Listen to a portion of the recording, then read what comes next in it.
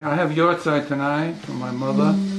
It was Chayasara Bat Miriam. And as a good Jewish mother, she always would, good Jewish mothers in those days said to my son, the doctor, because to go, like we were just talking, going to med school was a big thing, And now today it's so full of Jews, it's not a problem. But instead of calling, I didn't go to med school, but she had something for me. Book knowledge, not worth a nickel. She was a very practical woman, worked for the government, and she's a very practical woman. And she said many, many times, book knowledge, not worth a nickel. And indeed, it took me 40 years to appreciate the wisdom in that little thing of book knowledge, not worth a nickel. Because I was so dominated by the mind and by the intellection, philosophical and theological and religious, that what happened to the practical world? It disappeared. And it took 40 years to recover that practical world and realize that there's people. And no person in any way is lower than an idea. Ideas are ideas, and people are people. When Chana was born, my firstborn daughter, I had a late class, and I used to finish 10 o'clock. I went to Mount Sinai Hospital. I said, I'm Dr. Levinson. Oh, yes, doctor, yes, doctor. Your wife is this and that. So I said, my wife just gave birth. When I came to the class the next day, I started by saying, philosophy, not worth a nickel. And the students looked at me and I said, well, my wife just gave birth to a daughter. How can you compare life to ideas? It's just flat. Anyway, Rosh Hashanah. So as you know, the tefillah begins with melech and mishtabach before the melech. And then in the Shmon Esrei we have Zochreinu l'chaim, melech chofetz b'chaim, v'kozveinu b'sefer hachaim, l'mancha Elohim chaim. Four times the word chaim, and linked up to melech. And what we want to talk about tonight is what is this connection between melech, Rosh Hashanah, the new year, and what's the connection between melech and chaim. Okay, now the word melech in Hebrew literally means king. But in different contexts it takes on a different meaning. It doesn't refer to a person ruled by one, a monarchy, ruled by a king, or a kingship we call it, as a form of government. It refers to sovereign. The sovereign in the state is melech, the highest. It has the most perfect, unique. It has different meanings in different contexts. And one of the meanings that it has is, in addition to this idea of completeness, perfect, unique, the highest, sovereign, it has the meaning of malacha, work. In the Chumash, there's two meanings for work. One is avodah, and one is malacha. And malacha comes from melech. And malacha, when they deal with the Mishkan, for example, they deal with malacha. When we deal with the Kohanim, for example, theirs was a work, was avodah. I thought of the idea that it could be one of the differences is between avodah and malacha is that avodah has a kind of a fixed set of procedures. So a Kohen, and so it had different procedures, and it's relatively speaking a fixed set that's done by habit, and you know what you're supposed to do, first step, second step, third step, like following instructions. As contrasted with malacha, which would be creative dimension. When B'Tzalel, we talk about the Mishkan, we talk about craftsmanship, the artist, and so on. We're talking about malacha because it's not following a set of rules, it's immersion in the creative process and yields sometimes surprises. Just b'derech hagav, I spent a lot of time in the past on understanding the artistic world, how it operates. And I thought, well, an artist, he has if he's a musician, he sort of has the whole score in the head, and then he articulates this and puts it down in symbolic notation and then play and so on and so on. And the next changes. But basically, from the beginning, there's the plan. I found out that that's not true. That's not true. For some creative people, it is true. The person really sees the whole thing, the whole novel and so on in the head, and then executes it. And there's a relative separability between the execution, the process, and the result. The other view was much more prevalent, and more people hold that idea, namely, the person starts with a vague, indeterminate idea, which starts to take determinateness as he works with the material. So if he's an artist and he works with the material, then the colors and the space, and at a certain point, bingo, it clicks and he now sees the whole picture. Now he sees how he's going to end it. But in the beginning, if you ask him, how are you going to end this novel? Love story, whatever it is, how are you going to end this? He said, well, I don't know. I'm playing with this and playing with that, but I really don't see it clear. And so in the creative process, you have this dimension of surprise, even I'll talk a little later about taking risk. Because if you're not clear from the beginning, then I'm going to play. I'm going to take a risk. I didn't try this. If I mix these two colors, I'll get this kind of a shade. And it may not be what I want. Okay, so then, on painting you can erase it, and I'll come back to it. That's what happened. So the artistic process, just b'derech hagav, was for me a very important thing in the early years to understand means-end relationships, especially in intelligence and in the art world. And later we could add game theory because that's part of this whole picture. Okay. Now, when we talk about kingship in the Torah system, the goal of kingship is to have citizens obey from love, not from fear of punishment. The whole work, or important concerns or aims of the memshalah, of the political organization of society, is on the one hand to maintain peace, and on the other hand to maintain stability that comes from following rules. But in the Torah system, there's an emphasis to try to educate the people, the public, to love the laws, to love the king because of the laws. In the classical term, this is a benevolent monarch. The king we're talking about a king that's not getting power and all kinds of concern to conquer. It's concerned with the benevolence transferred to the people.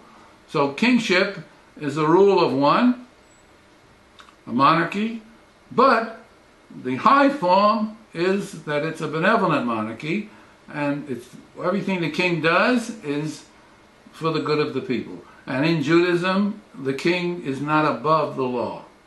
The king is on the one hand, the sovereign, has a function, but the king is not absolute sovereign. So call it relative sovereignty. And in certain contexts, the king, like we say, without a people, there's no king. So this was part of the story. So, just to note that the Torah system, when it dealt with the political, the goal was how to get the people to obey to have the, it's an obligation, but not by fear of punishment.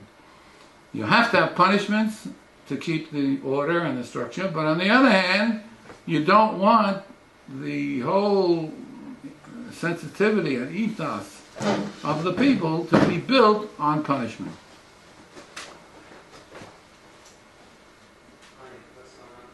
Okay, what's the connection between melech, kingship, monarchy, sovereignty, and hachaim? Okay, so on Rosh Hashanah we see ourselves, or should see ourselves, as kingly, as unique. In other words, Rab Nachman talks about giving l'chav zchut to somebody. His basic point is, and a very beautiful piece, and this is key for his whole understanding of the Torah system, that you can't give somebody else the benefit of the doubt on something if you don't give yourself the benefit of the doubt. That's a fundamental, in the Hebrew called l'chav zchut, but it's a fundamental principle that goes through all of Rav Nachman's orientation. So, to generalize it, you can't recognize HaKadosh Baruch Hu as king unless you recognize yourself as kingly. Now, that's why I started before with the difference between the person. You're not a king, but you're kingly. You can look at yourself from the point of view of being kingly. In the l'chav zchut example, we come for Rosh Hashanah and Yom Kippur, and to fulfill Rav Nachman's point is not easy, because all we center on our verot, we center on wrongs, we center on the things that we didn't do, we didn't come up to par, and we're not centering on those aspects of ourselves that were great, that were, somebody had a fantastic Shabbat Suda. Why isn't that come through right off the bat with a whole list? Instead of al-chay, we have this simcha dimension that comes. Well, it's not there. There's an emphasis on the wrongdoing, on the averot. And so, to generalize the point, I made this analogy that one is responsible, of course, all the time, but especially on the beginning of the new year. There's an orientation here to begin to look at oneself anew.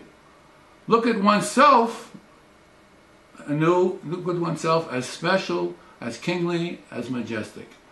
And this is a very, very big point, as you realize, because somehow it's gotten lost and eclipsed by an overemphasis on wrongdoings. And Rav Nachman cut through that, and I just developed the analogy based on that. Okay, like we relate to others as we relate to ourselves. And who? Life, first of all, to oneself. Can't see a Kodesh Baruch Hu as king, as sovereign, unless sees oneself as kingly. Okay? So how do we do that? What do we do? So we first look at what we work at. Our work world. Malacha, our work world. First, is it avodah? Is it malacha? We are now saying, okay, it's this or that, or a mixture of both. And what should we be doing in methodology? We should be thinking about ourselves, each person thinking and catching the stream of consciousness in each person that comes with saying, oh, I'm a shoe salesman. I'm a yeshiva bucha. In other words, I put it before in chalos language. Who am I? Who am I? You know, I'm putting this self-referential chalos. You see, and I am a worker. This is my. Remember, work. Most of life is work.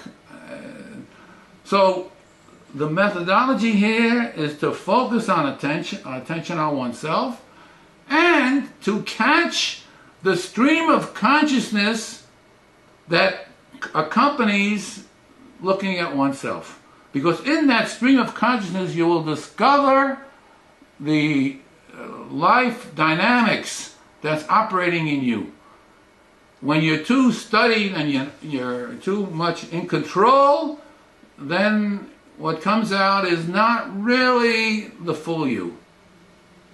It takes the form of a kind of a rationalization. And the mind has a great power to do that and to really falsify the reality. Because the reality has, in addition to the thought that you're enunciating, it has a realm of feelings and a realm of action. And so there's 2/3 of the person. Those components will be caught by you, by the person, in this catching the stream of consciousness. If you can't catch them all at once, fine, you catch 1, 2, 3. The next day you continue, you have 10 days till Yom Kippur, when we're putting an emphasis on this introspection and so forth. And so, if you catch this, you will catch whether you're fooling yourself, not fooling yourself. Do you have enjoyment? Now we don't. If you don't enjoy your work, well, that's not the highest, to say the least. It'd be wonderful if you enjoyed the work. And in Devarim, the end of the curses, and Moshe Rabbeinu says he's worried that Klal Yisrael will not keep the mitzvot with simcha. They'll keep the mitzvot by obligation. But obligation is not the highest plane. To keep the mitzvot with enjoyment, with simcha, with fullness, is the thing he was worried about. Okay, so you see where I'm going. I'm not moving in the direction of tshuva in the traditional sense. I'm widening up the process of tshuva in a much larger frame, heavily psychological, because that stream of consciousness. Right now, you, me, and you, and so we are psychologically oriented people with different psychological properties. All the way up from behavior psychology, to personality psychology, to psychoanalysis.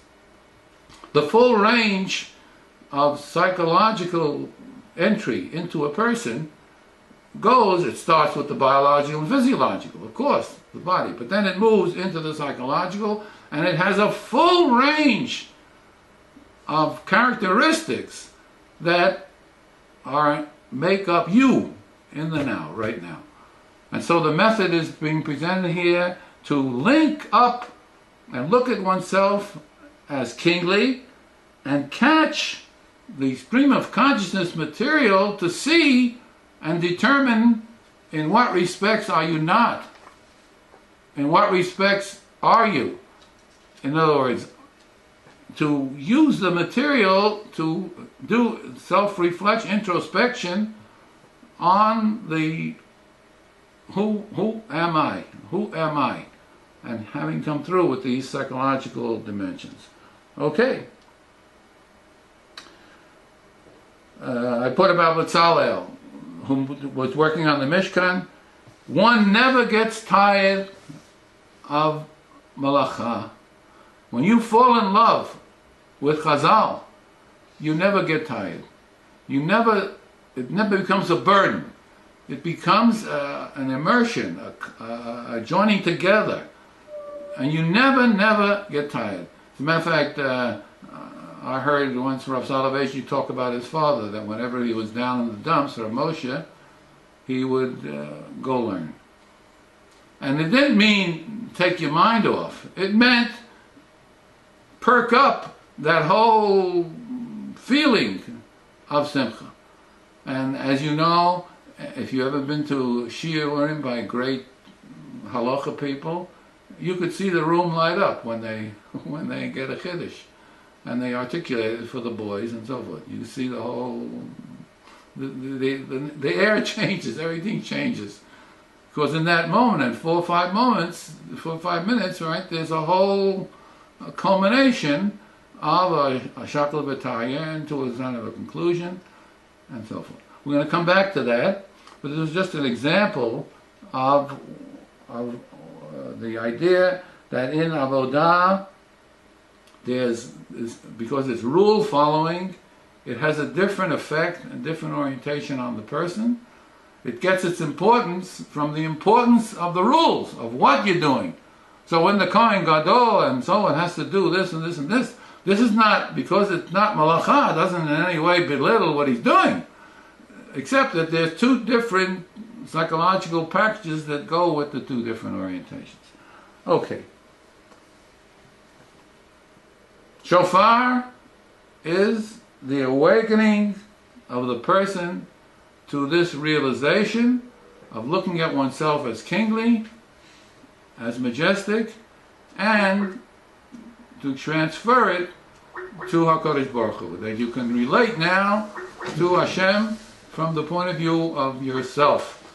So we're starting not with the king, but with the person. And that gives us the entry into the celebration or the orientation to celebrating being with HaKadosh Baruch Hu in the new year. The new self that you come to, or the old self, but it's redone. Each year, it's redone. And you were a tzaddik before, you're a tzaddik now. It doesn't mean that everything has to be new. Some of those stream of consciousness materials will be similar to what you were before, but some will be new. And this is the dimension of the linkage here between melech, malacha, and kingship. So I say, kingly work is never ending. Now we come to the big point of what, with more specifics, is Rosh Hashanah Yom Kippur about. And the question is,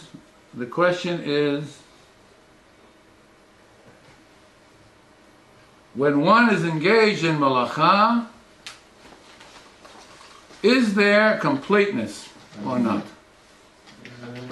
When one is engaged in avodah, which is a set of rules, okay, when one finishes doing the things according to the rules, there's a finish to the situation, to the obligation. It's finished.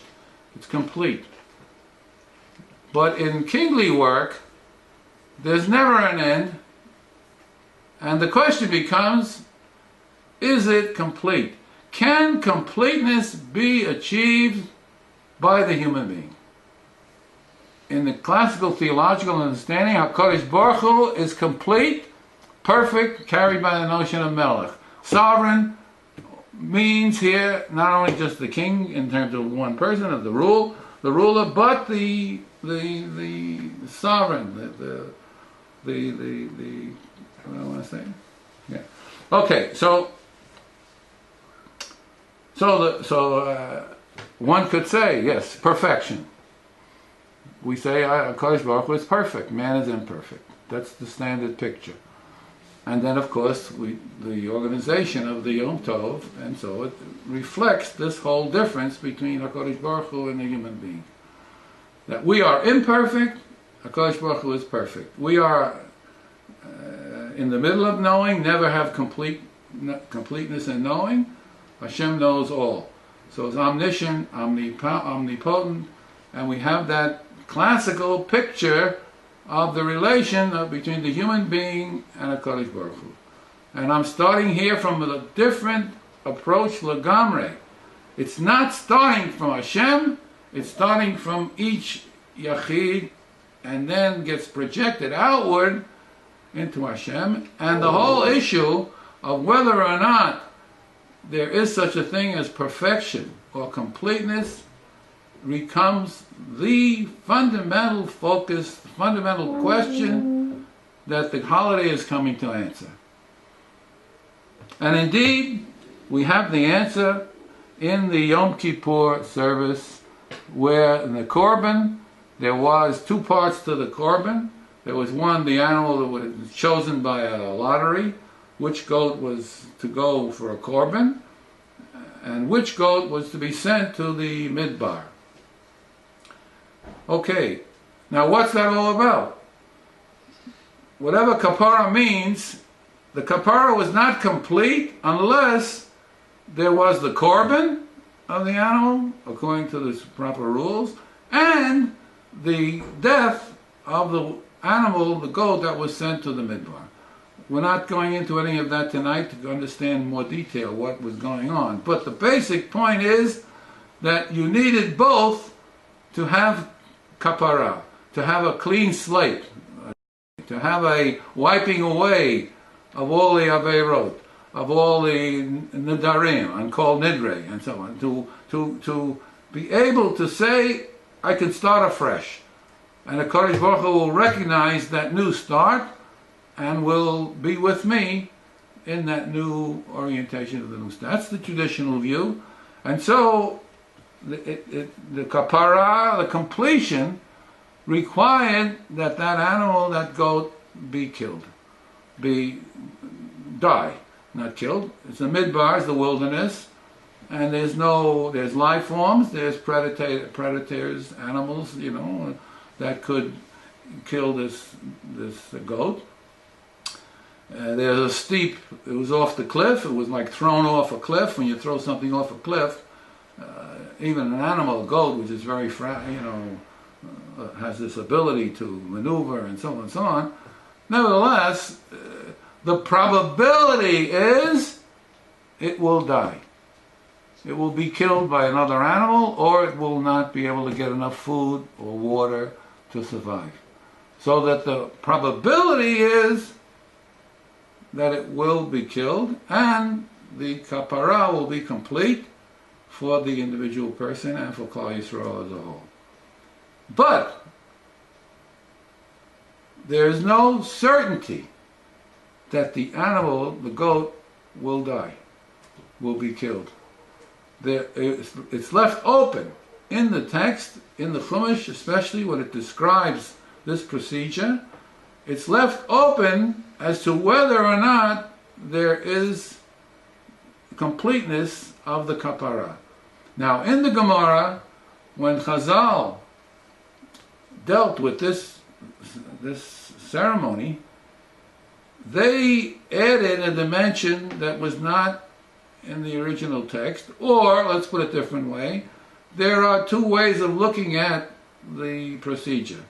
And so Chazal put a red ribbon on, tied it on the animal, and so the idea would be that it would help us at some future time. Somebody will find the ribbon, and this will help indicate that the animal died. Okay, whether it's true or not important, but the point is that there was a need for closure, for completeness, that at the time of Chazal was very, very important to the whole understanding of Yahadut, of Judaism. It had an idea of king, the idea of kingship, the idea of sovereignty, and the idea of perfection and completeness. We call it tikkun olam, right? The perfection of the world. That there is such a thing as completeness, as perfection. And it localized in HaKadosh Baruch Hu, and then rubbed off as much as possible on the human being. And the question becomes, does the human being have completeness? And from the ceremony on Yom Kippur, we see that the message of Rosh Hashanah and Yom Kippur is that the human being can never get completeness at any level. And he has to learn how to live with insecurity, incompleteness. And that's what I generalize from the orientation. Now, the implications are tremendous, because, as you know, philosophy in the Greeks, for example, had nothing to do with religion, had a critique of religion. It put religion as concerned with piety, but not in terms of justice, temperance, courage, the virtues. So that there was a place for religion, but in the philosophy, the goal was hierarchy. For Plato, for example, closure. That there was a level in Plato, for example, language breaks down and myth takes the place. Every dialogue has a myth, and myth takes the place of ordinary language in the dialogues, myth takes the place and says, look, there's something beyond language. There's something that is this completeness. But we can't articulate it in straight univocal language, where each term has a meaning and so forth. And we can't do it good enough with analogy. And so one of the virtues at the top was contemplation. That was a virtue. Namely, if you get a closedness, a closure, a completeness, then there's no new problem. So you enjoy, shall we say, you enjoy the completion. There is this completion. So I say, in the Torah system, as indicated in Rosh Hashanah Yom Kippur, it's starting with the idea, it's coming to the conclusion that there is no completeness of any kind in the human being. Certainly, we deal with work, we deal with intellect, and we have the notion of completeness. And in the human being, in life, hachaim, in life, one of the big drives of the human being is indeed completeness. Perfection, striving for more than yourself. And this took the form of life after death. This took the form of some closure on life. The human being wants and strives and feels there's something missing if he doesn't have this closure. As anybody knows, when I just went through a mild stroke, well, the person wants a closure. The person wants to leave the world with a dignity that functions in him to stop and give an at rest to completeness. Yes, life is complete. And so it's a striving built into the human being. But the teaching is that one has to realize that there is no such completeness. In the contemporary world, we have seen that when Gödel's incompleteness theorem, because Gödel was a logician and a mathematician and showed that in a tight system of logic, there's no conceptual completeness. Kal v'chomer, everything else in life, in intellect. So the history of philosophy until the 20th century was systematic. There was systems of philosophy.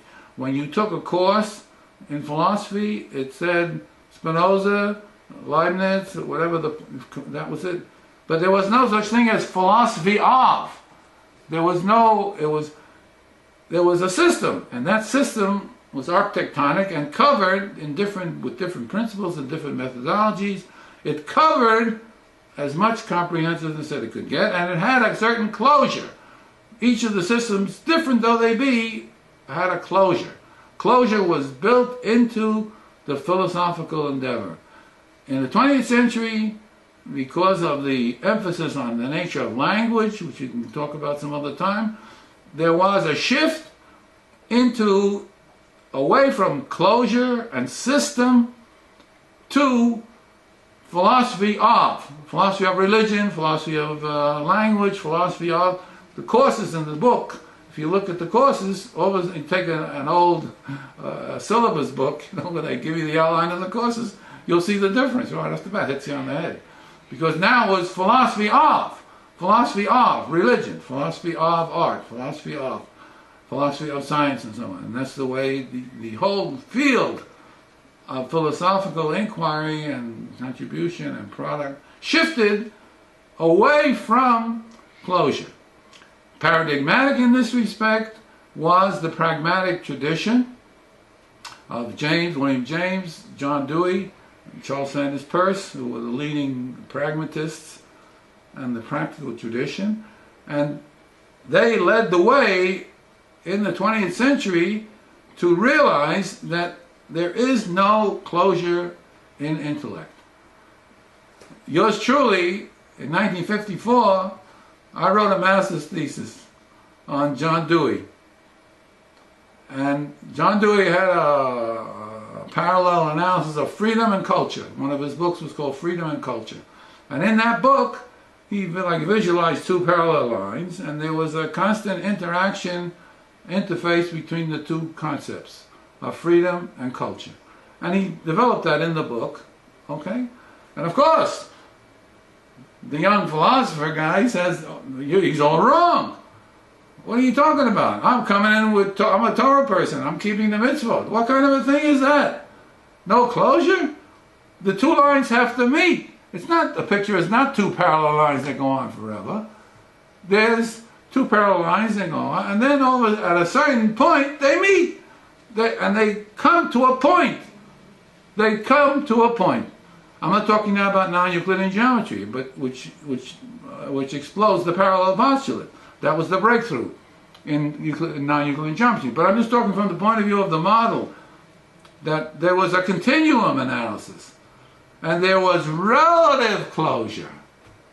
Sure, you could live without relative closure. After you learned how to open the door, then you move on automatically to other problems. How to open it when there's an obstacle and there's a block. When there's relative closure on everything in life. But there's no completeness. There's no absolute closure.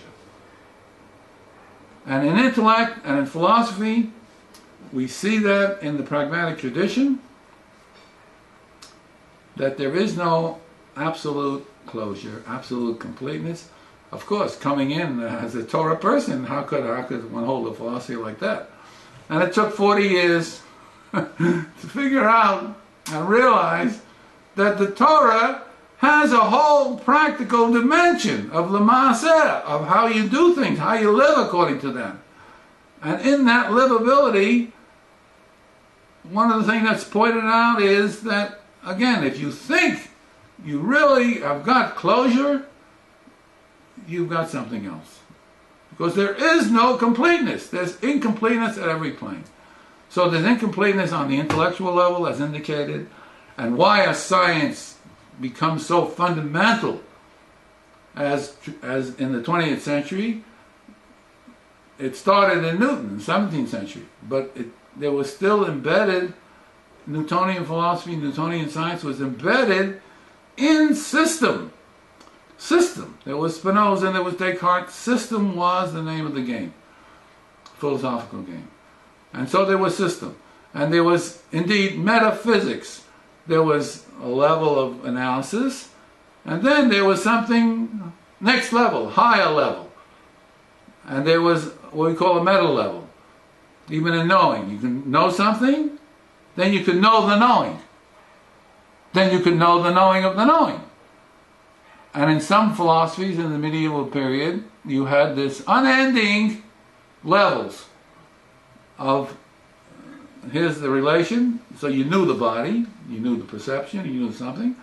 Then that thing becomes an object for knowledge, and that itself now becomes another level object, and you go on ad infinitum, higher and higher and higher. You should know that in the Kabbalah, as usually understood, in the Kabbalah system, you have the Sfirot, 10, divided into 1, 1, 1, 6, and 1, but it's really built on 5. And just for the information, the Kabbalah system is built on 5 aspects of the neshama, the psyche, whatever you want to call, but it was built on 5, but it was 1, 1, 1, 6, and 1. So, Keter, Chachma, Bina, or Bina, Chachma, Bina, Dat, was 1 each. And in shiur terms, in measure terms, they use the decimal system, and Chachma is 1.0, Keter 1.0, Bina 1.0. Then the other 6 is 0.6, 0.1, 0.1, 1/10. And Malchut is 0.01. So Malchut had this hundreds, the 6 were in the middle of the 10, and it becomes 3.61. 3.61 is the number that represents the spherot system. But in the spherot system in the Kabbalah, there's levels within levels. And so there's Chesed, Gvura, Tiferes, Netzach, Hod, Yesod. And then there's Chesed, the Chesed.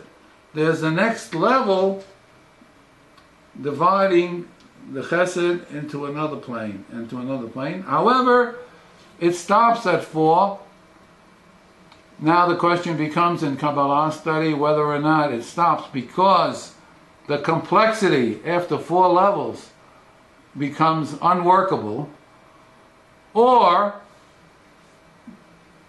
there is completeness, but we are not privy to the completeness. So what I found in the Kabbalah study, that it's left open to determine whether there's completeness or not. But the system certainly works on Chesed, Chesed the Chesed, Chesed the Chesed the Chesed, and so on, and then Gvura the Chesed, so that this gives the system, and indeed it is a system, this gives the system a hierarchical structure and more comprehensiveness. Because as you start, when you say Chesed, Gvura, Tiferes, or Chochmah, Bina, Das, well, a lot has to go in there. If you now say Chesed the Chochmah, you now are putting together something from the domain of intellect with something from the domain of the emotion in the form of Chesed, and they're blending together. And so that blend together is neither one nor the other. It's a mixture or a blend of both. And so instead of having a very narrow system, we get, by having 3-4 levels, a fantastic wide system of the examples, the different pieces of human behavior and feeling that fit each one of these subsets. So this is, again, on the problem of relation, but you do gain in comprehensiveness. Okay, now why is science so important? Because science, unlike philosophy, is open. There's no closure. There's relative closure. But every time, as you know, you read a book on science and the author will say, well, you know, we solved this, but when we solved this, something opened up and we see we didn't do much good. Where are we today? We're in the life, trying to understand the life system. We're trying from practical things from the Orient. We're trying to get clues from psychoanalysis. We're trying to get clues from the artistic world as to how to enter and get some scientific understanding of the life system, of the human being, of the human life system. Even Prigogine, I mentioned once before, Prigogine, who was a biologist, won the Nobel Prize for biology, or chemistry, I forget now which one, but he said in one of his books that we don't understand the animal world until we understand the human world. And when you think about it, it's all anthropomorphized. We talk about the dog, right? We talk about the man's best friend is the dog, and so on, so on, and so on. But a lot of this is anthropomorphic. Exactly what is the difference? We're not clear. And while I'm on that, I should point out that in the Chumash world, in the world of Torah, the differentiation between the human being and the rest of the living things is medaber. Unclus points it out in the Chumash text, it's medaber. But that doesn't give the picture, and it doesn't relate sufficiently to tonight's topic about the relation between you, yourself, and how you look at yourself so that you can have this relation with melech. Medaber means making a chalos on yourself and on other things. Making by words, by utterance of language. Austin's word was performative utterance. It wasn't a statement, it wasn't an assertion, it was a statement that, or an utterance that you heard and taped on a tape, but it functioned to establish relationship, a relation between one thing and another.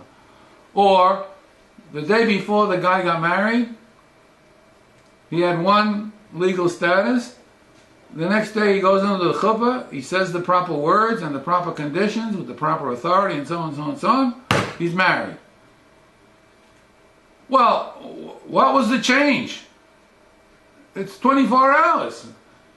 His body is the same. He's the same person emotionally. He didn't change his personality and so on. But he's a new being. He has a status called married, and then from that status there are consequences. He could have gone out with a girl before. He can't now go out with a girl, just stop and so on, because he's married, and that's part of the rules of marriage, or the ex-wife, blah, blah, blah, blah, whatever it happens to be. So the point is that when it says medaber, it's talking about making a performative utterance. No animal can make a performative utterance. Higher animals can communicate via sounds, which loosely, we'll put it broadly, when we look at language in the broad, there is animal language. So an animal could communicate linguistically, not as with a grammar and so on, but there's animal communication. But no animal can make a statement that functions as an utterance to establish a situation. Now, don't mix up.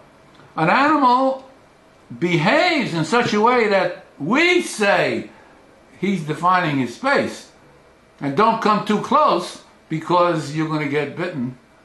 You start to invade his space. So animals have space, animals have had all this, but it's not coming about via performative utterance.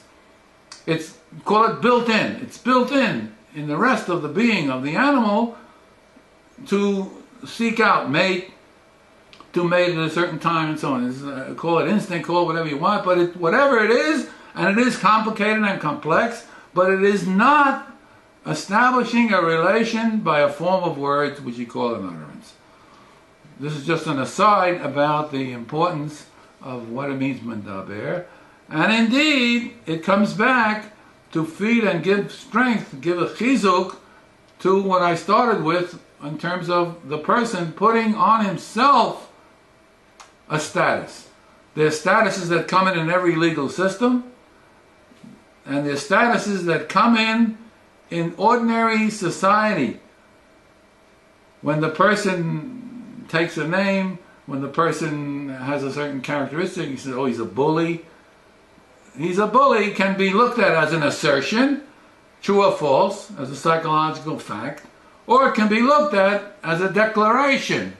I am a bully. And so to declare is to say, I declare I'm a bully. Now in the Torah system, as I pointed out before on a number of occasions, the paradigm conception of language is not assertion, therefore is not true or false. The primary use of language, especially in antiquity, not only in Israel but in other cultures, the primary use of language was the performative utterance. In the Chumash, we have it right off the bat in the creation story, when HaKadosh Baruch Hu creates something we don't do, but the HaKadosh Baruch Hu creates existence from a performative. Yehi, or the word Yehi, is one of the words that's used in the formula of the utterance to establish the relation. So right off the bat in the Bereshit story, which we don't talk about tonight, but you see the idea of the performative is fundamental. A thing is how we take it to be. And we put that in this performative terms, and indeed, Eza Kenegdo. The guy in the story was concerned with finding one piece of it had to do with finding Eza Kenegdo for Adam Arishon, and so he brought the animals and so forth, and whatever Adam Arishon saw was the thing, was the animal. Now that in different language is putting a chalos, a performative status on the thing. Then there's history of performatives. So when we say he's a man, we say this is a woman, it doesn't have to be an assertion. It's something that's come down through the centuries And so it originally was a performative and remains a performative. But one doesn't have to say every minute and declare, I am a man. So the ordinary, what was called the ordinary world of experience, and John Dewey, who was a pragmatist, and others, they talked about experience and nature. Nature was something not made by the human being, and then we're there to study it and to understand it.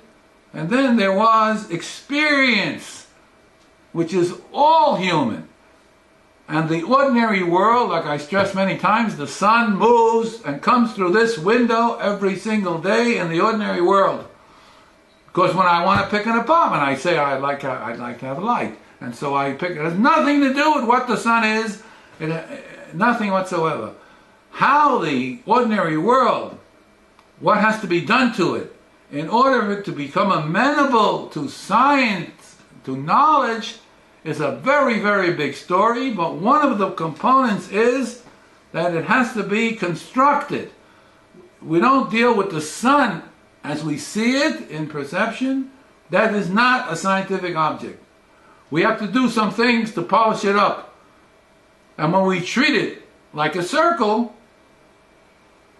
then we can now take the properties of a circle, geometric, and now do something with interconnecting the properties and so forth. It's a big, big, big complicated picture, but the point is, right now, the point is that what was called experience is usually usually articulated, clarified in terms of psychological experience. That experience is a psychological term. And indeed, for Dewey and James and Peirce, they all wrote psychologies. Dewey wrote a book on psychology, James was a big man in psychology, and so was Peirce, and so on. The whole pragmatic tradition has emphasized the psychological. When we came to personality psychology and psychoanalysis, then the concept of language widened up, and we started to deal with more analogy, more symbolization, and indeed more declaration, more declarative statements. When a psychiatrist is listening to a patient, oh, he's on the lookout for those stream of consciousness, and he can't catch it if the guy doesn't say anything. If there's no body language, he can't catch it.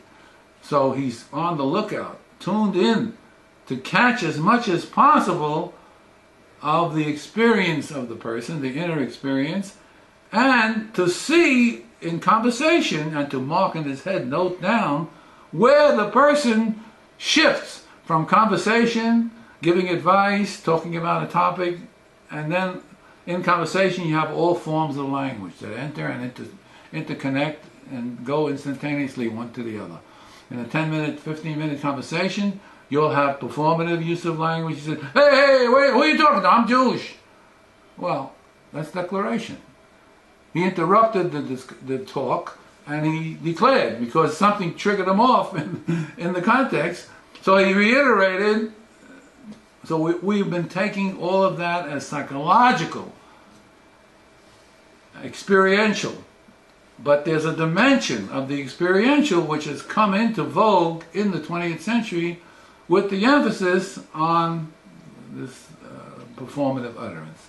And especially in the context that I'm talking about tonight and in other significant contexts, the way a person looks at himself is the way he'll be able to relate to others. Rav Nachman's point can be translated, transformed into chalos, performative language and performative concept, to milk the concept and get the richness that's involved in it. Okay, so science doesn't have closure. It's always open. It's relative closure. So when we had Einstein come along, he put the Newtonian physics in a different state than it was before. Before physics was Newtonian physics. Mathematical Principles of Natural Philosophy. That was the name of his book. I'm not interested in natural philosophy, was the word for science in the 17th century. But mathematical principles, he was the one who introduced the whole notion of differential equations and the mathematization that's required for a scientific picture. Okay, but this was the 17th century, and things shifted. And so now science has a closure on Newtonian physics, which says, yes, Newtonian physics is still live and operative on every single building and bridge and tunnel and so on, and electromagnetism, which is part of Newtonian physics. And so all of that is still viable. However, when we say physics, we have to determine what are we talking about. We're talking about Newtonian physics, we're talking about Einsteinian physics. So there's relative closure. And indeed, what happened after Einstein physics? He relatively closed Newtonian physics, so that's not the topic. That's not the topic. In a good course in science and physics, because there's some connection between, and there's differential equations and so forth, they still teach mechanics, optics. They still teach Newtonian physics. But strictly speaking, physics begins when you graduate out of Newtonian physics, Newtonian mechanics, and you get into the Einstein world and the quantum world added to it, and so you now into a different frame with a different set of concepts that have... But what happened? So there was a relativity theory that dealt with the macro world, and there was a quantum theory that dealt with the minute infinitesimal world of the particle. When I went to school, an atom was something that was not divisible further. Came from the Greeks. And that's what it was. That's an atom. Well, today we have atom. Atom! Woo-hoo-hoo! That's a big thing. A DNA molecule made up of atom. Oh, fantastic! Like in size and function. It's like a whole universe compared to some small things. When I said and postulated in speculation, maybe there are quantum effects in the body. Whoa! To have a quantum effect in the body is on the micro level. How are we even going to measure it? How are we going to capture it? So I called it a speculation, and indeed it is a speculation. Okay, but what happened? So then there was the quantum world, and what happened? There's a problem left over. How do we unite the two worlds? Still viable in physics. In theoretical physics, there's still people working on the problem of unified field. How do we put together the laws of the micro particle world with the laws of the macro world of gravitation? How do we put these two together to get a unified picture? And moreover, how does it relate to understanding life from a scientific point of view? Where are we? I call it sensitization literature. Different people are working towards setting up an ideational field, overstated, understated, with vague terms, like I use the word life energy. It's used by others, but I tell the reader I'm not defining. I don't have any definition. The people who use it, they assume that you got a glimmer of but what exactly it is, it's left open. We don't have a picture. Okay, so a unified field, still open, and whether or not life can be understood scientifically within the great revolution in 20th century physics. I say it can't, as a speculation, and I said one of the speculations was that the material, the ideas for a unified field will be logically implied by the Einstein of biology in the new life system. I called it by name Lifonic physics, just to give it a label, but it's all in the realm of speculation of where we're going. So what do we see from our point? From our point, there's relative closure. Of course there's relative closure. In common sense and in science and in things intellectual. But there's also a openness. I, for one, for example, I took the time, I spent a year on redoing and restudying the ether. There was, in Michelson-Morley experiment, was a refutation of the ether, meaning a kind of a medium that carried electric force and so forth. There was a medium that had properties, and it was called the ether. And in the late 19th century, it was very fundamental. The textbooks dealt with it. You had to know what this was all about. I had a crazy idea. I'm not a physicist. I was teaching philosophy of science, but it dawned on me, maybe something was thrown out in the ether material that was thrown out, bypassed, not needed in the Michelson-Morley experiment, which threw the whole thing out as fundamental to physics. I said, well, maybe there's something there. Now, I was a little naive because I didn't find anything, not because I'm stupid. I'm not a physicist. I'm not a mathematician, so I didn't have enough tools. But I took the trouble to spend a year in the library reading all of this material, and for the layman. It wasn't so mathematical. You read a journal in 1900, it's much more readable for the layman to read. It's not all mathematical. Today it's so high mathematics that when I taught philosophy of science, I used to give a student an assignment. Go to the library, take any book in biology, take any book in physics, come in tomorrow and talk about it. Dr. Levinson, in the biology book, I understood a little bit. I'm not a biologist, but it's all English, it's all Hebrew. And there's discourse, there's words. Sure, there's some diagrams, a little mathematics, but it's not differential equations, and it's not this complicated geometry and so on, space-time. No. When I took a physics book, I didn't understand a word. So the student, by a demonstration in philosophy of science class, got the picture without me doing much talking. There's a big difference between a physics book and a biology book, and the character of the mathematics, the character of the model. There's much more model building in the biological than there is in the physics. And so there's models, and there's measurement, and tools for measurement, and so forth. So there's complication on side, but in our point for tonight, there's relative closure. But one thing closes, and bingo, something opens up, which is occupying the entire world today, is searching for how do we get a breakthrough on the nature of life, of human life. Darwinian biology was a very small part and made a breakthrough, sure, in terms of dealing with the human being on a, quote, empirical basis.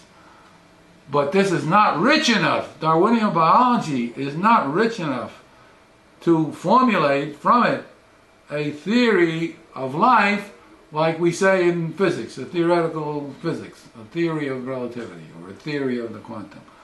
And we're all looking for clues, how to do that, how to enter.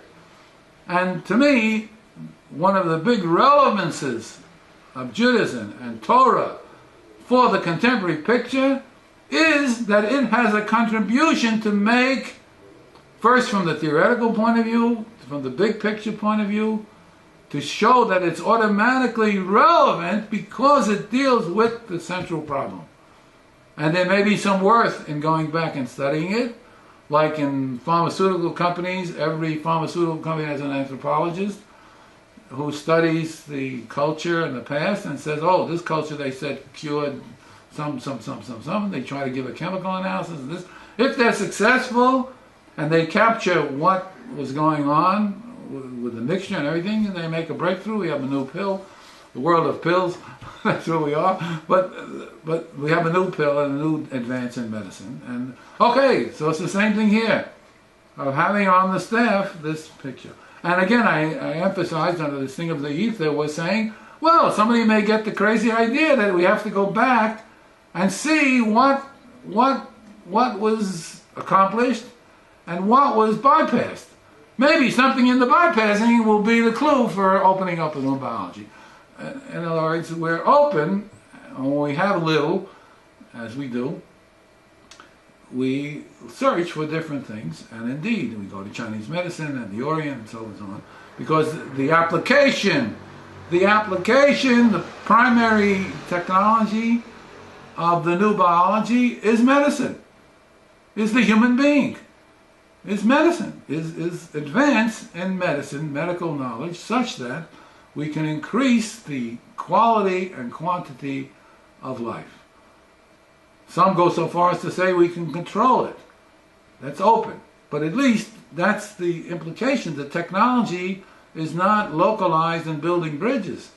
That played its role. Without the Industrial Revolution, we'd have a different world completely.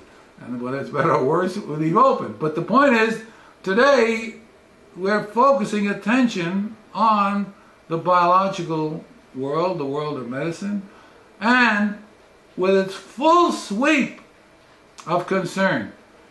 The problem today, life translates primarily into eating and sexuality.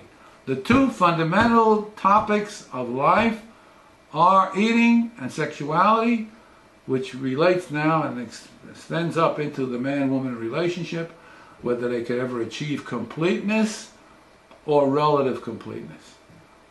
Two people, a man and a woman, husband and wife, can they complete and become basar echad? Or is it the case that two people can never become one?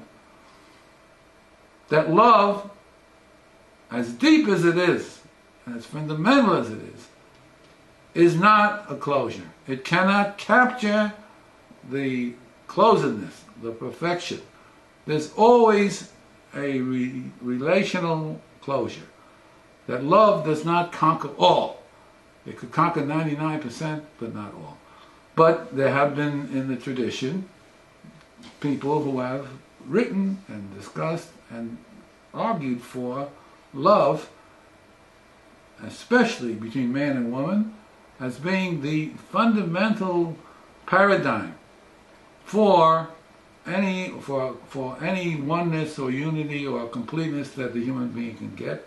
And it's the closest we come to understanding, first, the traditional point in the theological picture, which is that Hashem is perfect and has the completeness. And the closest we could come is the man-woman relationship. And on the other hand, we say maybe Hashem doesn't have any perfection, because his view is, it's expressed in the Chumash. It says, Ehyeh Asher Ehyeh. My name, Yud-Kei Vav-Kei, Hashem, is translated into Ehyeh. First it says, Ehyeh Asher Ehyeh. Ehyeh Asher Ehyeh is not a name. It says, my name is Ehyeh Asher Ehyeh. Ehyeh Asher Ehyeh is a phrase. It's not a name. But then it's shortened to say Ehyeh as a name.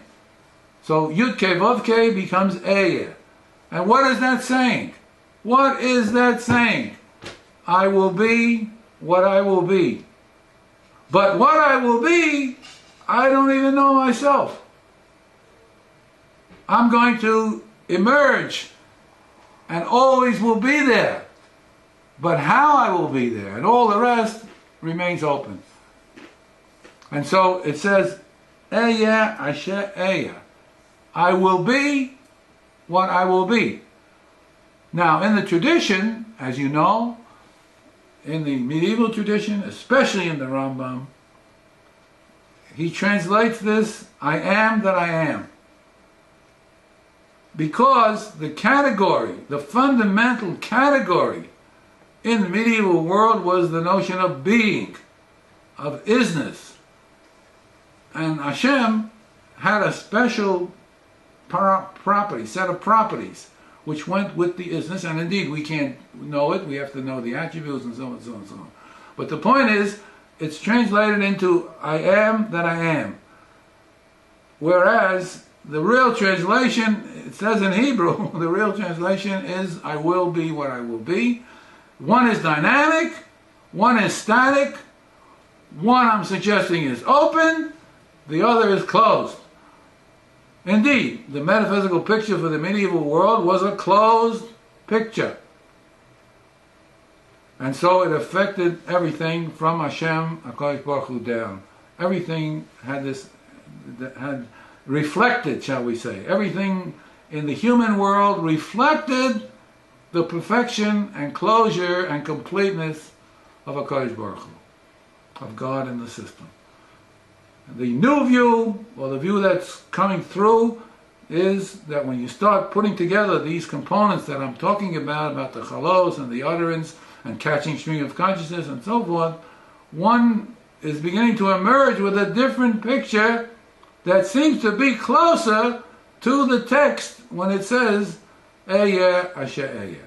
You should know that in classical Kabbalah, which has it has sfirot, it also has partsufim, representations of female and male, and has 5 or 6 different modes of describing the world of the neshama, the world of the higher world. So it has, one of them is in terms of names. So there's Elokim, there's Shaddai, and so on, there's names. And you should know that one of the secrets of the system is the stress that's put on Ehyeh Bimkom Yud-Kei Vav-Kei. You know, the name Ehyeh takes on a certain highness and priority more than the name, just like the Chumash says. Because we're explaining Ehyeh Asher Ehyeh, we're explaining Hashem, Yud-Kei Vav-Kei, the fundamental name of God in the picture, in the Chumash. We're explaining that in terms of something else. Ehyeh, a dynamic picture which opens and allows itself to be interpreted the way I said. In other words, I will be what I will be, but exactly what I will be, I myself don't know. That's the orientation. Then we get into how the human being has to relate as being a partner with Hashem and so on. How we interpret that is remaining open for the moment. Sometime we'll discuss it in full. But the basic idea is that it opens up a significantly different entry into all the fundamental topics, all the fundamental questions. And so it coheres with the scientific picture, because science is open. Now you see the openness, unbelievable openness. Unified field still remains to be solved, and the relation between physics and the life system remains open. However we do it, that's the next view. Nobody has shown that it's impossible to get a science of life, of the human life system. In the sense we're talking. We're not talking now about the body. We're talking about the body plus the emotions. And think all the way up from behavior, of psychological stimulus response type behaviors, up into personality, psychology, and psychoanalysis. We're dealing with the full psychoanalysis means we're dealing with the unconscious. In addition to the conscious, in addition to the nature of thinking. Look at the thorny set of problems. This science is going to have to relate and say something about language, about the human being in the fullness, and includes the unconscious. One can't say, well, we're going to leave that out. After Freud, we can't leave it out. It's part of the reality of the human being, and has to be treated and will be treated in the science. Nobody has shown that it's impossible. Until they show that it's impossible in principle, my ideas and others' ideas, our group's ideas, is struggling to get insights, trigger off insights in others, to set up a field, what I call an ideational field for the emergence of the Einstein of biology. In England, every 2 years, there was a guy named Waddington who was a biologist. Every 2-3 years, he ran a conference for many, many years on the possibility of a theoretical biology. Everything in biology today is, in the last analysis, observable. Electron microscope observes everything in biology. There is no such thing as what used to be called theoretical entity. Theoretical entities existed in physics. You don't observe the particle, you observe the effects or the relation of the particle into other things, to other physics parameters. You don't, the particle was used to be called a theoretical entity.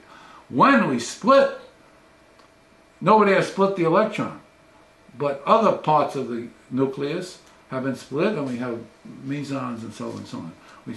We split the atom. It's no longer this simple thing, very complicated, and size and different measures and all the rest of it. Okay. Another aside, again, no closure. Plato.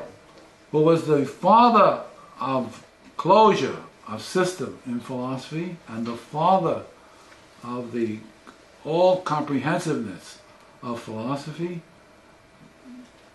He had a student, Aristotle, who broke with the master and had a different conception of philosophy. But with respect to closure, he had a kind of a semi-picture. He didn't have quite the Plato closure, but he didn't have no closure. However, relatively speaking, they're both in the same boat, and Greek philosophy was pre-17th century science. There was no science in the Greek philosophy. There were empirical observations.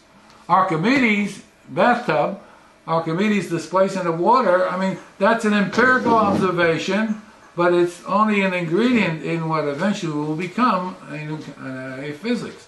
That's not a physics. That's an observation which can be measured and so on, and will play a role when we get a physics, as indeed we did. And so that's treated, we can do that in public school.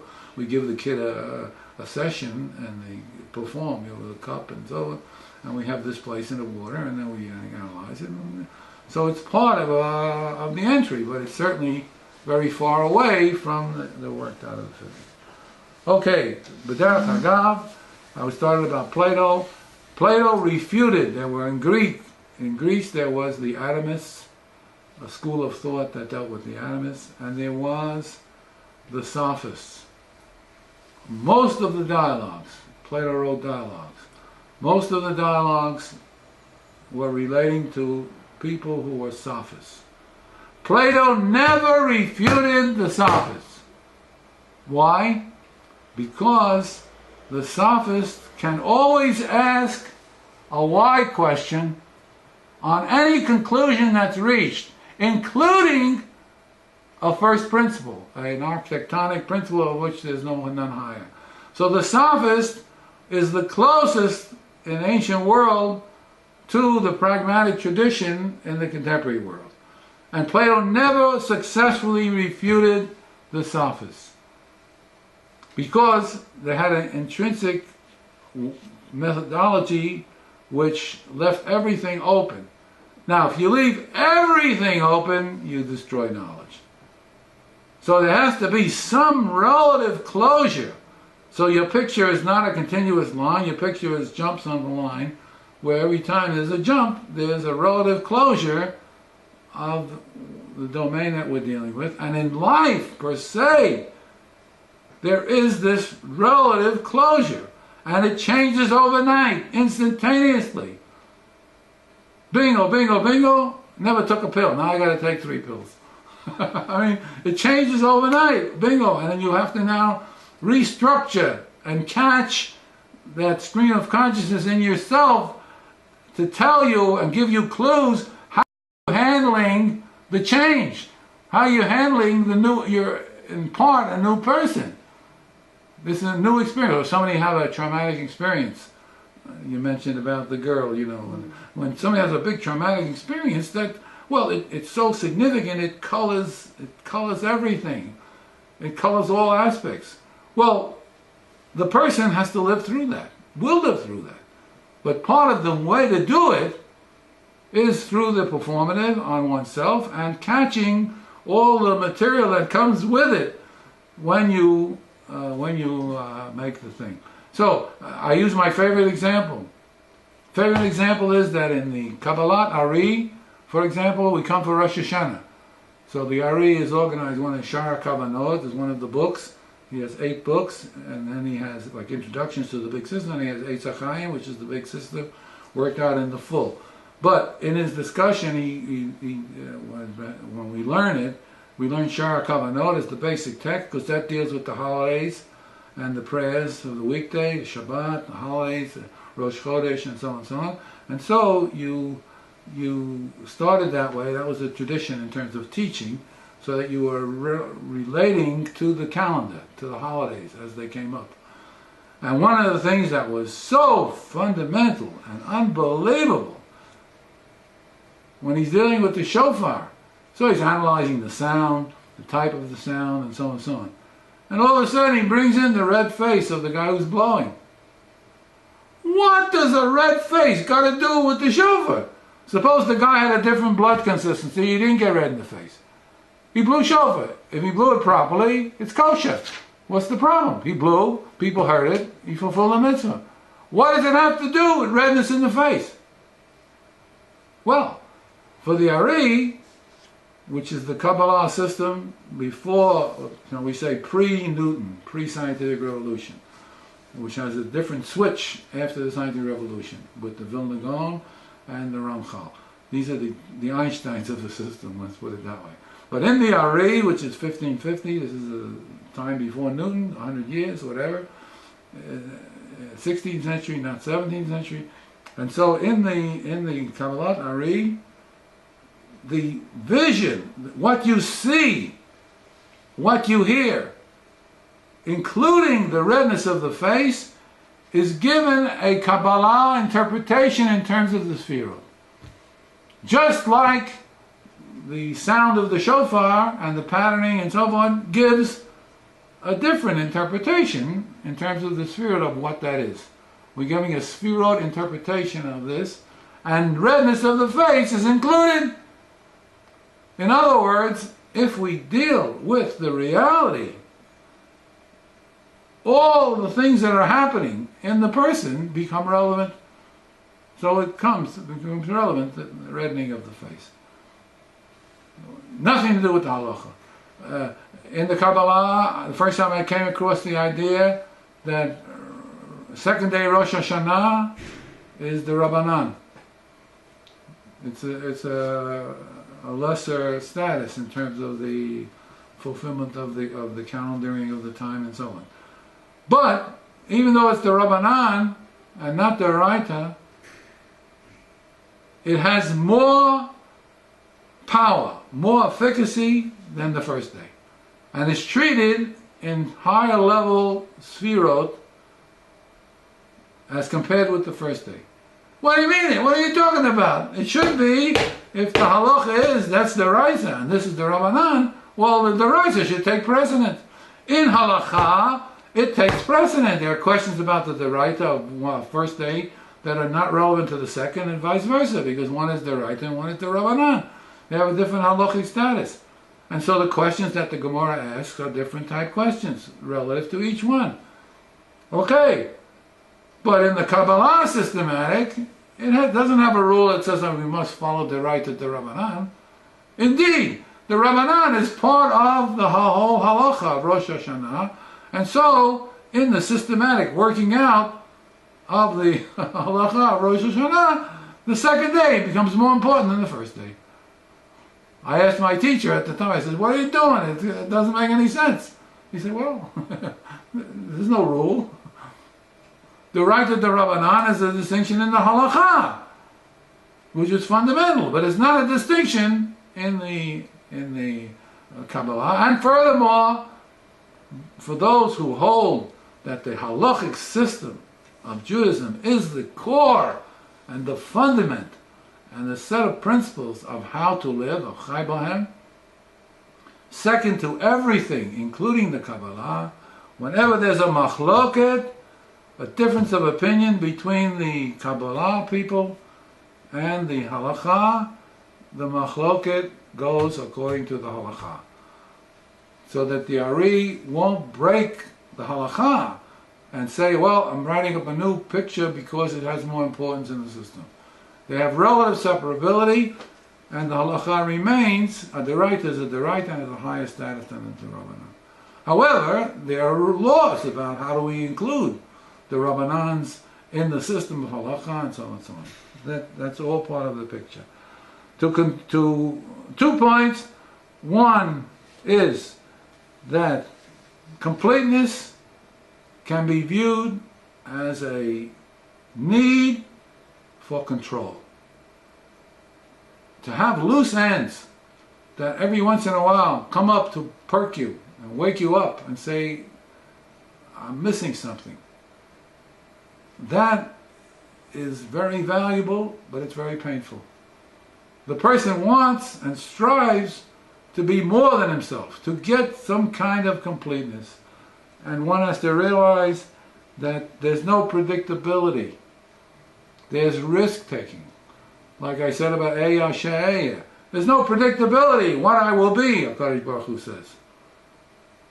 So there's risk. There has to be risk. There has to be taking a chance that things will go in the direction. So there's this tension in the human being between the striving and wanting and needing completeness to have a certain at-restness. And on the other hand, realizing that it cannot be done. It's not in the human world. And indeed, theologically, on the view that I'm holding, it's not in Hashem either. One last point. One of the people who caught this whole thing was Samuel Beckett, the playwright, one of the greatest novelists and playwrights of the 20th century. And in his work, he had a play called Breath, Hevel, 57 seconds. The curtain goes up, and there's two garbage cans, beams of light that cross over, and the curtain comes down. That's a play. What did Beckett try to do? Beckett said that there's always something to be done. There's never final completion. I'm going to take the world of art, my field, he says, which is literature, the novel, and the play, the drama. I'm going to take ingredients out that everybody says if they're not in the picture, you're not dealing with the art that we're talking about. So, in Waiting for Godot, Pogo, or whatever his name was, Pogo, and he's talking to somebody at the end of the play, and he says, goodbye, goodbye, and they don't walk off stage. Well, the diction has to match the action. Well, what kind of play is that? What kind of thing is that? Diction has to match the action. Because he says, now, what, the guy's fooling around? It's a dream, it's this, it's that. It makes equivocation and all kinds of complications. It's a simple thing. So he took away the timing, the length, and so on. In the novel, he took away the punctuation. If you read Beckett's books, novels, there's no capitals, no punctuation. How can you have a sentence? How can you have a novel without punctuation? So he took every feature of the artwork, in this case the literary artwork, and he eliminated it. And he now asks the question, can we still, properly speaking, talk about 57 seconds, curtain go up, curtain come down, as a play? And his answer was, in every case, absolutely yes. And the punchline of Beckett was Godot. Waiting for Godot was his highest level play. And in that play, the punchline is, there's always something to be done. And Godot, a lot of speculation on where did he get that from. Godot is, go, do, it. Go, do, apostrophe, it. Go, do, it. He uses his technique of eliminating the usual spelling and so on, the punctuation and so on, to carry the message that there is no hakol hovel. There is no full unmeaning. There's always a dimension, an aspect of something that remains, in our terms for tonight, incomplete. In the incompleteness. And in that incompleteness is his art form. And so this gem about Beckett, I didn't see it in the literature, but that's to me what the name means. That you can, everybody said it's God. It's God in the picture. G-O-D, it's God. I don't think that's what he had in mind. He was concerned with this whole picture. I put him in the book, when I wrote the book on the Rav, I said, you know, the Gemara says, Chokhmah by a non-Jew, you should take and absorb and think about it. And so, well, I said that he had a fantastic picture of showing that there's no hevel, there's no full unmeaning. In other language, in theological language, Hashem is always in the picture. There's never hakol havel. So, we just put it in the principle. There's no hakol havel. There's no hester panim. Hashem never hides his face. This is against the traditional theology, which is saying that God has a perfection. We don't have the perfection. We're imperfect. Hashem is perfect. And so you have hester panim as a fundamental principle in the classical theology, which the Rav repeated.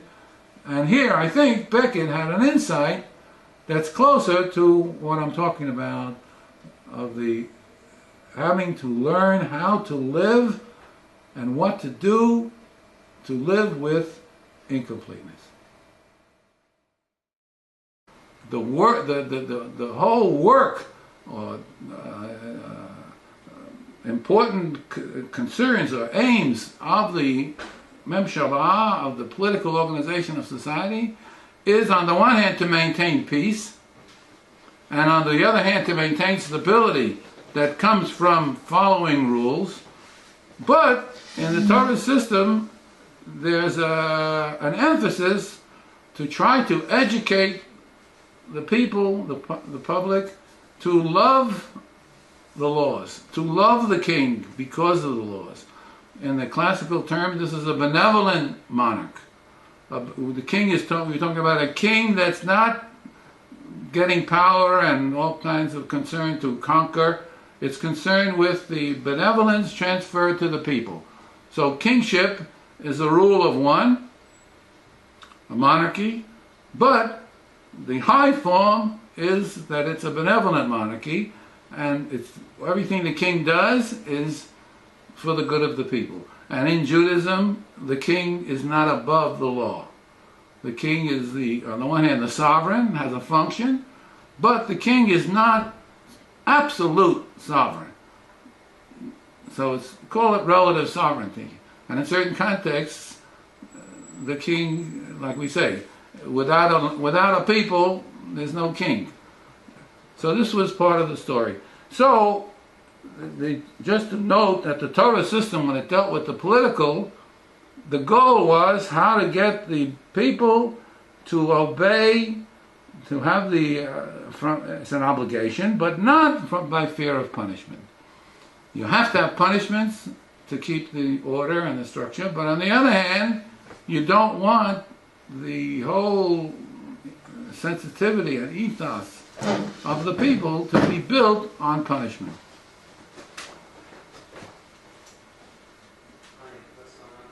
Okay, what's the connection between melech, kingship, monarchy, sovereignty, and hachaim?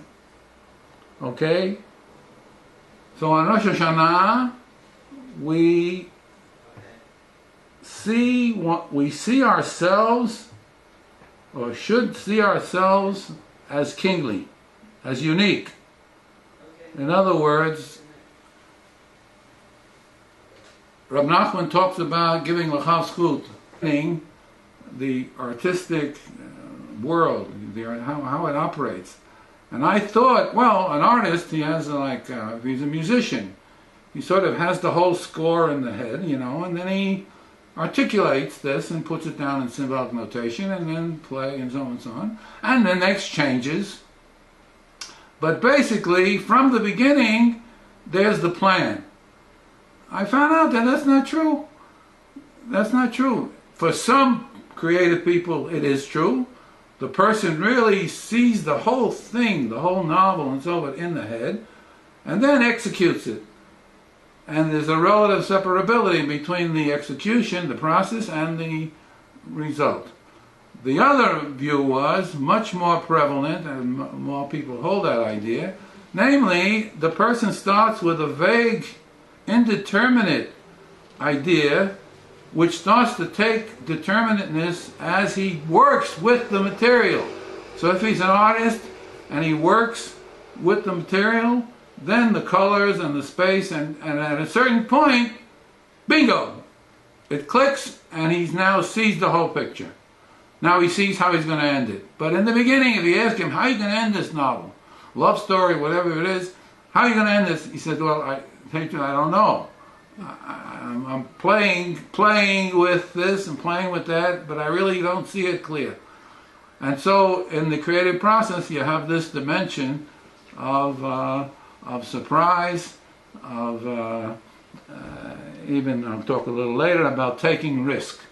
Because if you're not clear from the beginning, then I'm going to play. I'm going to take a risk. I didn't try this. If I mix these two colors, I'll get this kind of a shade.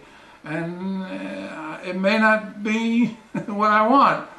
Okay, so then, on painting you can erase it, and I'll come back to it. That's what happened.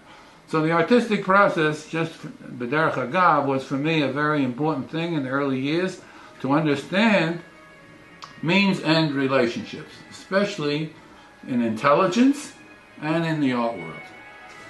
And later we could add game theory, because that's part of this whole picture. Okay. Now, when we talk about kingship in the Torah system, the goal of kingship is to have citizens obey from love, not from fear of punishment. I have yortzeit tonight from my mother. It was Sarah but Miriam. And it's a good Jewish mother.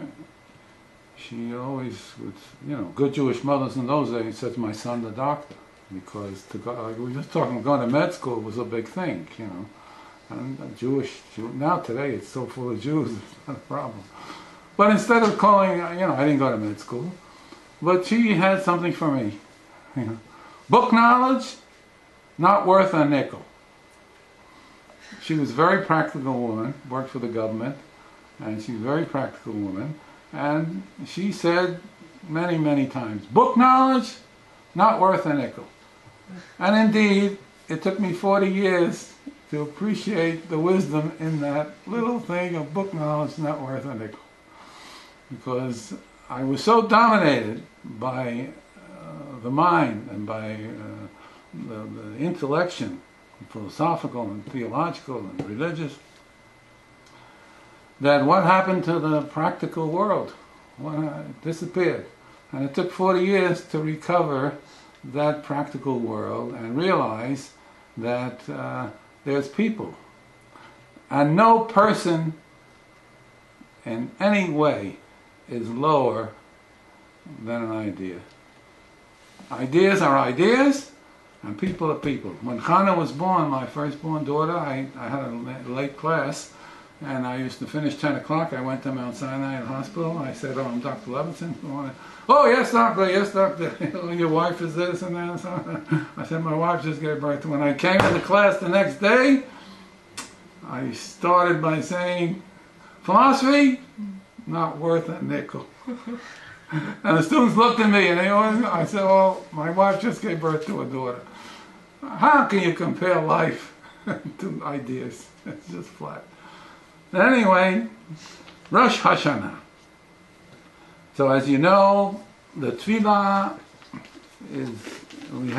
begins with melech and mishtabach before the melech, and then in the Shmona Esrei we have Zochreinu l'chaim melech chofetz b'chaim v'kozveinu b'sefer hachaim Lamancha Elohim Chaim. 4 times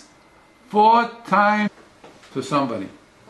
His basic point is, and a very beautiful piece, and this is key for his whole understanding of the Torah system, that you can't give somebody else the benefit of the doubt on something if you don't give yourself the benefit of the doubt.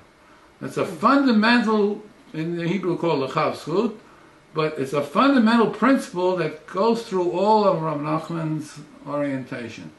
So, to generalize it, you can't recognize HaKadosh Baruch Hu as king unless you recognize yourself as kingly. Now, that's why I started before with the difference between the person. You're not a king, but you're kingly. You can look at yourself from the point of view of being kingly. In the Chav Zchut example, we come for Rosh Hashanah and Yom Kippur, and to fulfill Rav Nachman's point is not easy, because we center on Averot, we center on wrongs, we center on the things that we didn't do, we didn't come up to par, and we're not centering on those aspects of ourselves that were great, somebody had a fantastic Shabbat Suda. Why isn't that come through right off the bat with a whole list? Instead of al-chay, we have this simcha dimension that comes. Well, it's not there. There's an emphasis on the wrongdoing, on the averot.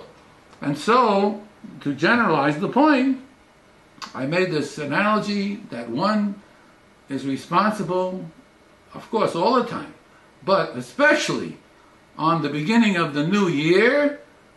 There's an orientation here to begin to look at oneself anew. Look at oneself anew, look at oneself as special, as kingly, as majestic. And this is a very, very big point, as you realize, because somehow it's gotten lost and eclipsed by an overemphasis on wrongdoings. And Rav Nachman cut through that, and I just developed the analogy based on that. Okay, like we relate to others as we relate to ourselves.